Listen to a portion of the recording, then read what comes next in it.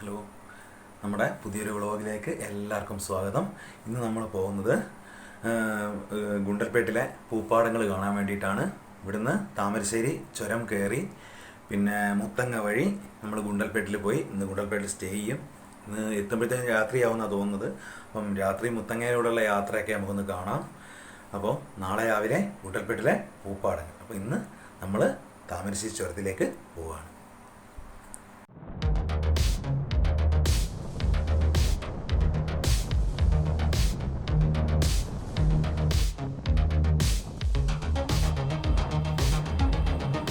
നമ്മളിപ്പോൾ താമരശ്ശേരി ചുരം കയറിക്കൊണ്ടിരിക്കുകയാണ്. അടിവാരത്ത് നിന്ന് കൈതപ്പൊയിൽ കഴിഞ്ഞ് അടിവാരത്തി അവിടുന്ന് താമരശ്ശേരി ചുരത്തിലേക്ക് കയറിക്കൊണ്ടിരിക്കുകയാണ്.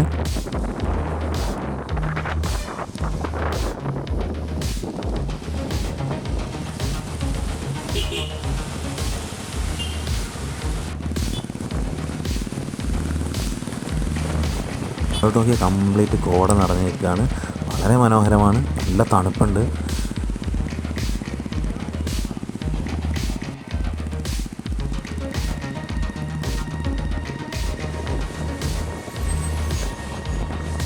കേരളത്തിലെ ഏറ്റവും നീളം കൂടിയതും ഏറ്റവും മനോഹരമായ ചുരത്തിൻ്റെ മുകളിൽ കൂടിയാണ് നമ്മളിപ്പം പോയിക്കൊണ്ടിരിക്കുന്നത്. മഴക്കാലത്താണ് ഈ ചുരത്തിൻ്റെ ഭംഗി ഒന്നും കൂടി ഒന്ന് കൂടുക. നിരവധി വെള്ളച്ചാട്ടങ്ങളുണ്ടാവും, കൊച്ചു കൊച്ചു അരുവികളുണ്ടാവും.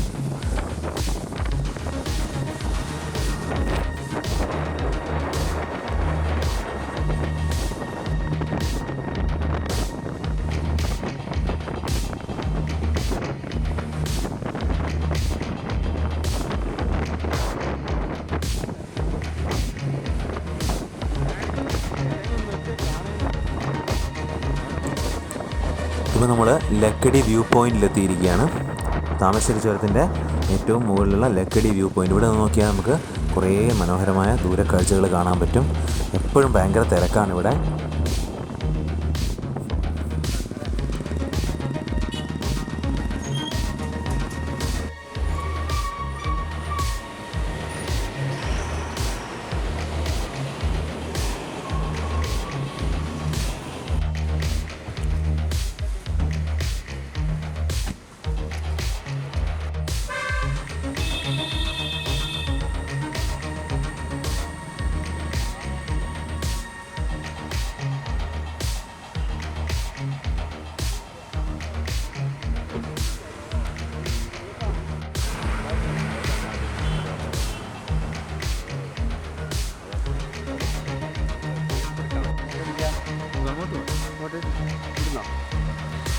ഈ ബ്രിട്ടീഷുകാരാണ് ഈ ചുരം നിർമ്മിച്ചതെന്നാണ് പറയപ്പെടുന്നത്.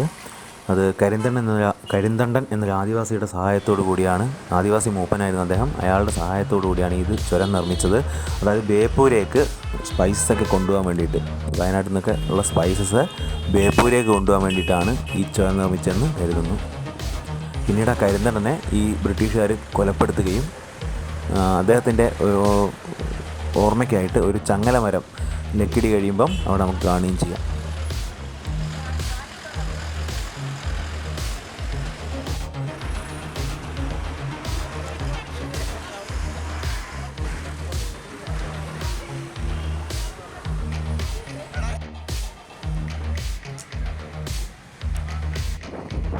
ഒരുപാട് ആളുകളൊക്കെ ഉണ്ട്. നിറച്ചും കോടയാണ്. ഇപ്പോൾ 4 മണി 4:30 5 മണിയോടെ എടുത്തിട്ടുണ്ട്. സമയം 5 മണി ആവാറായിട്ടുണ്ട്. അപ്പോൾ ഇപ്പോൾ നിറച്ചും കോടയാണ്. ഇവിടെ കയറി കിടക്കുകയാണ്. ചെറിയ ചാറ്റൽ മഴയുണ്ട്, ചെറിയ മഴയേ ഉള്ളൂ. പക്ഷെ എന്നാലും നല്ല കോടമഞ്ഞുണ്ട്.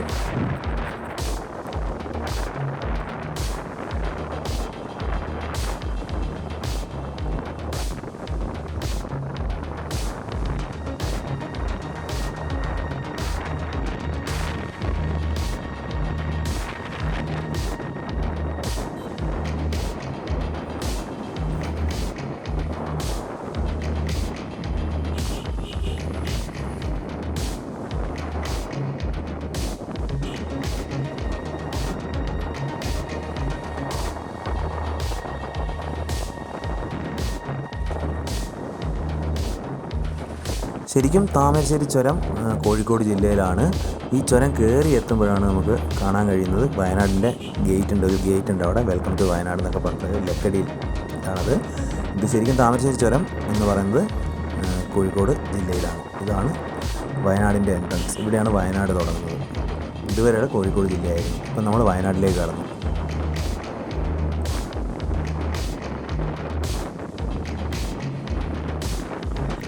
വയനാട് എത്തിയപ്പോൾ നോക്കി കംപ്ലീറ്റ് കോടയാണ്. വയനാട് കംപ്ലീറ്റ് തണുത്ത് നല്ല കോടയാണ് ഇവിടെ.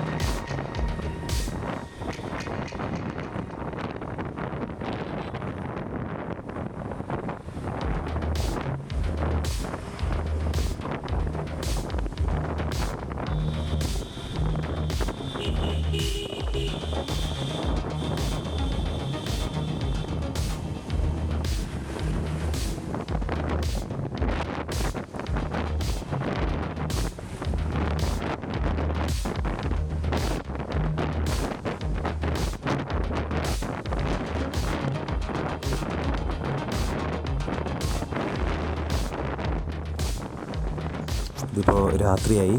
നമ്മളിപ്പം മുത്തങ്ങ ഫോറസ്റ്റിലേക്ക് കടന്നിരിക്കുകയാണ്.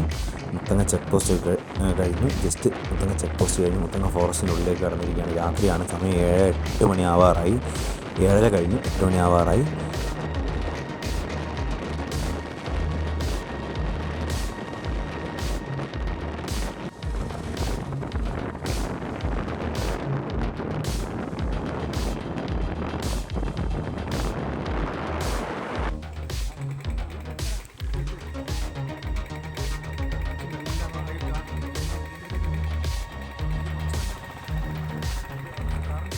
മുത്തങ്ങക്കാട്ടിലെ ആന ക്രോസ് ചെയ്യാണ്. ആനക്കൂട്ടം ക്രോസ് ചെയ്ത് പോവുകയാണ്. നമ്മൾ കുറച്ച് പുറകോട്ടാണുള്ളത്. അതുകൊണ്ട് വ്യക്തമായിട്ട് കാണാൻ പറ്റുന്നുണ്ടോയെന്ന് അറിയില്ല. രാത്രിയാണ്. ആനക്കൂട്ടം ക്രോസ് ചെയ്ത് പോവുകയാണ്. അപ്പം എല്ലാ വണ്ടികളും ഇവിടെ ഇങ്ങനെ വെയിറ്റ് ചെയ്ത് നിൽക്കുകയാണ്.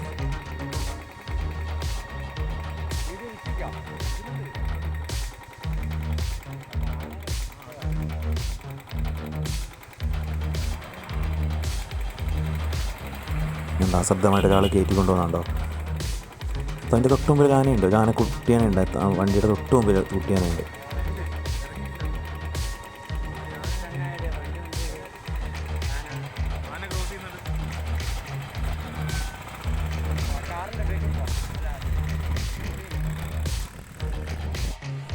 എട്ട് മണി 8:15 അപ്പോൾ നമ്മൾ ഗുണ്ടൽപേട്ടിലെത്തി.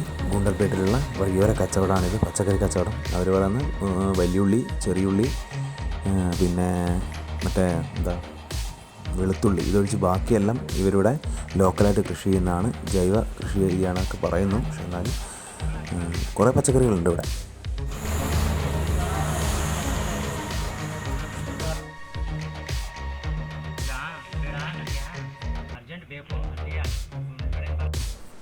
നമ്മൾ ഓയിൽ ബുക്ക് ചെയ്ത ഗ്രീൻ വാലി റെസിഡൻസിയിലെത്തിയിട്ടുണ്ട്.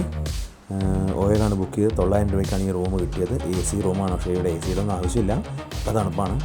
പിന്നെ രാവിലെ ബ്രേക്ക്ഫാസ്റ്റ് ഇൻക്ലൂഡ് ചെയ്തിട്ടാണ് നമുക്ക് ഈ പൈസയ്ക്ക് റൂം തന്നിട്ടുള്ളത്. നല്ല വൃത്തിയുള്ള റൂമാണ്. അപ്പോൾ നല്ല അടിപൊളി ടേസ്റ്റുള്ള മീൻ ഫ്രൈ ആണിത്. ഫിഷ് ഫ്രൈ ആണിത്. ഡാമീനാണെന്ന് തോന്നുന്നു.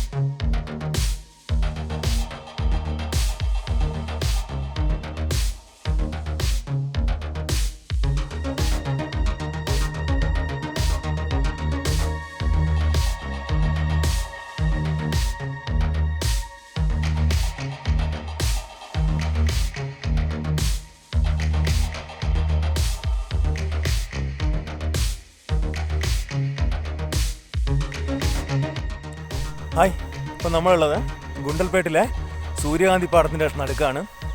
അപ്പോൾ എല്ലാ ഭാഗത്തേക്കും നോക്കിയാൽ അറിയാം, കംപ്ലീറ്റ് വിളഞ്ഞ് നിൽക്കുകയാണ്. സൂര്യകാന്തി ഇങ്ങനെ പൂത്ത് നിൽക്കുകയാണ്. അപ്പോൾ അതിൻ്റെ കുറച്ച് കാഴ്ചകളിലേക്ക് നമുക്ക് പോകാം.